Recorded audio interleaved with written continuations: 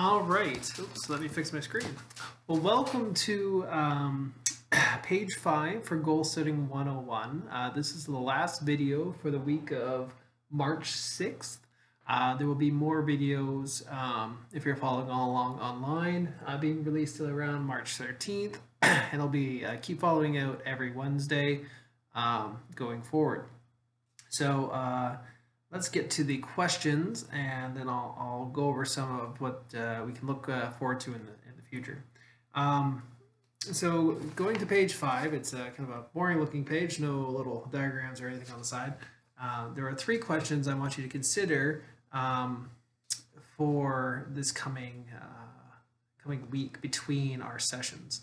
So the first question is take some time to review what you have formulated from week 1. Are your goals laid out the way you want them? Is there anything missing? So as we were going through, I was encouraging you, if you're doing, especially when we were doing questions 1, 2, and 3 in the booklet, if you're doing question 2 and you notice something that should be in part 1, go back and put it in. There's no shame in going back and reevaluating yourself and your goals and what you've written. That is actually more responsible to make sure that everything's caught up and accurate and everything that you want is in there. If you just ignore something because it seems like a lot of work, then you're kind of missing the point, because you got to put some hard work into this to make it fruitful. So if you need to, after you're done everything up to page 4, if you need to take a break, let everything you've created sink in, and then go back and do page 5 like a day or 2 later. That's perfectly fine. And then that gives you an opportunity to see if there's anything missing, or if maybe you thought of something in a few days afterwards that you'd like to add in. Go ahead and add that in. Get that practice going of always reevaluating and giving yourself a chance to see everything that needs to be seen. Question 2 for the homework is, did your goals turn out the way you expected them to? Are any of the steps that you have laid out causing you any discomfort or anxiety? Name any feelings or thoughts of discomfort you may have to your goals and bring them to our next gathering, or share them with a support person. And so if you're coming out to the sessions at the church, you're going to share those with the group. If you're doing this from home, you may want to confide into a person about what you're doing. And we're going to talk about this a little bit more for question 3 for the homework. But let's stay on the topic of question 2. So did they turn out the way they expected?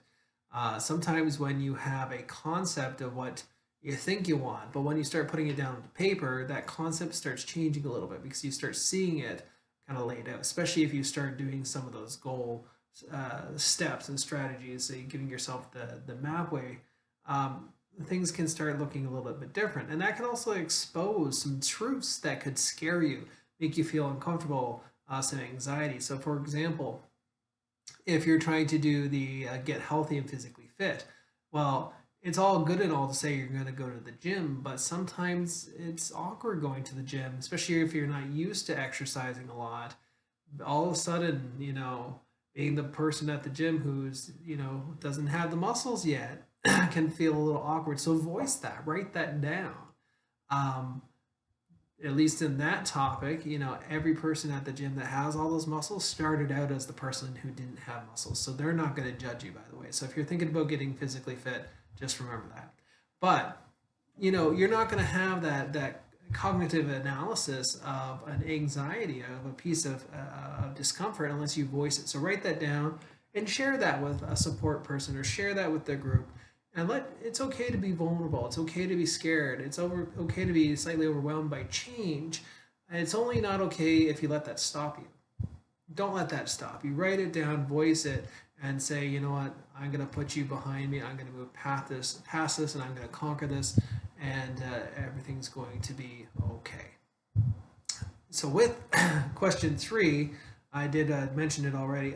I'll read it. It says, often when we're going to try engaging in a change in our lives, we want to tell everyone we know.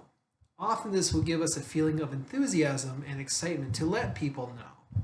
However, the enthusiasm will often shift to anxiety, because you have just now raised the expectations of the people around you. So this is very true.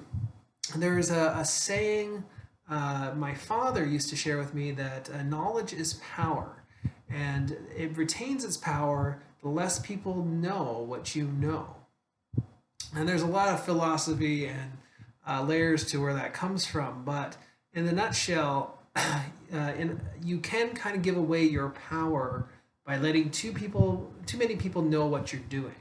And that happens because if, let's say, you're trying to lose weight, so let's say your goal is you want to lose 100 pounds. I just recently lost 100 pounds, so I can speak to that difficulty.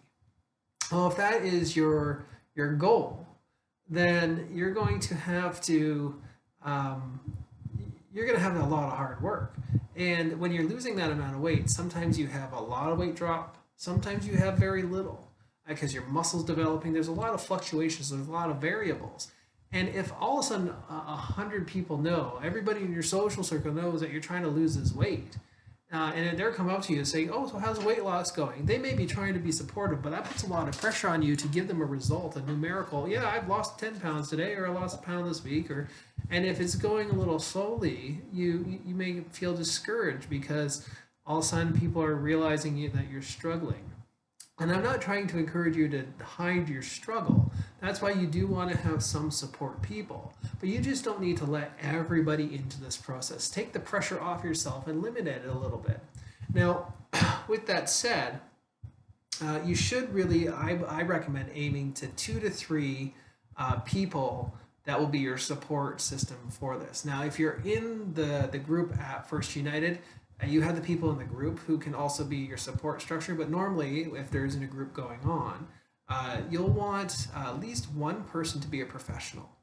And that can be your doctor, it can be a psychologist, it can be your spiritual care worker, it can be whoever you're going to seek out for advice in regards to this at a professional level. I recommend one of those people be your support person. Now, the reason for this is that they're not emotionally invested in you, so they will tell you hard truths. So I gave that example earlier with the hot yoga.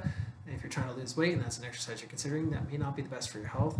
They may tell you that and be right up front with you that maybe you're just not quite there where you can handle doing hot yoga, but maybe you could do regular yoga. So they're going to be able to keep you accountable without being personally invested and try to protect you too much. Now, the harder part about finding support people is actually the non-professional. The non-professional, it could be a family member, it could be a friend, and you really have to discern in your heart of hearts and the logical part of your brain whether a person that you're thinking about confiding in is really good for that.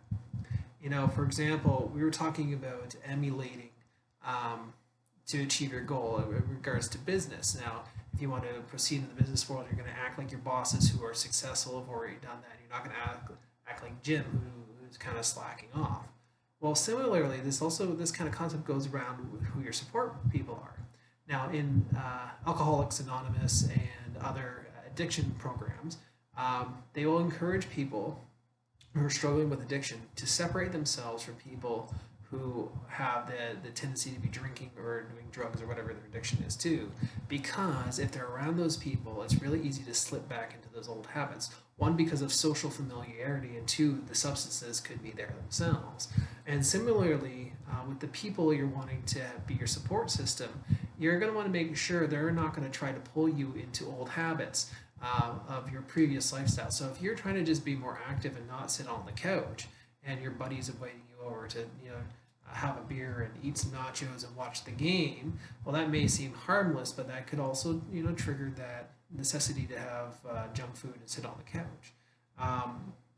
Likewise, if you're trying to be a more positive person, if you have people in your life who kind of spout negativity, whether it's intentional or not, they may not be the most healthy people for you to be around, because you're going to want to fall back into that mindset yourself. So you have to be very, very selective and systematic about who you're selecting to be your support person for your goal. And I honestly will tell you, this will probably be one of the most difficult parts of this program, because sometimes the people you want to be supportive aren't always the best. You may really, really want your best friend or your brother or your sister or your mom or your dad to be that support person for you. But if they're not healthy, or if they're not going to support you in a way that you need to be supported, you're going to end up falling from not achieving your goal, and either you're going to blame yourself or you're going to blame them, and that's just not good. So you got to be very, very careful who you're selecting, and actually approaching a professional like a psychologist, a social worker, a counselor, a spiritual care provider. They may even be able to help support you in navigating who in your life you could choose.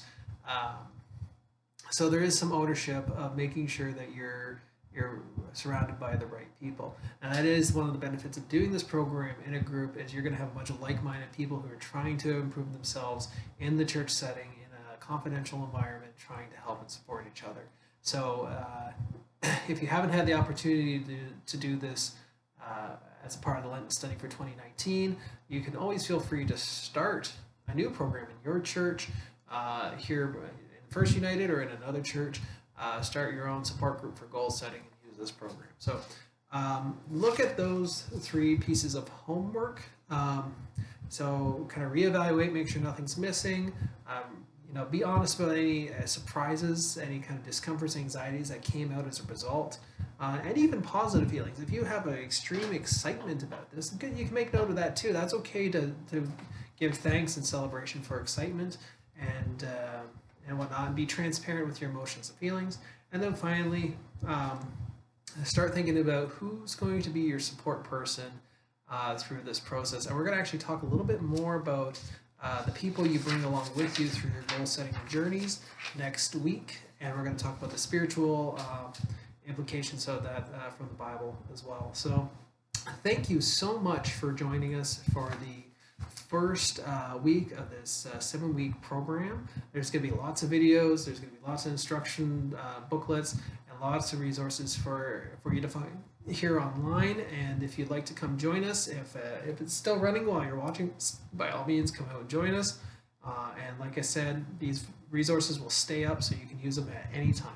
So take care, God bless, we'll see you next week, and the best of luck and hard work towards your goals. All right, bye-bye.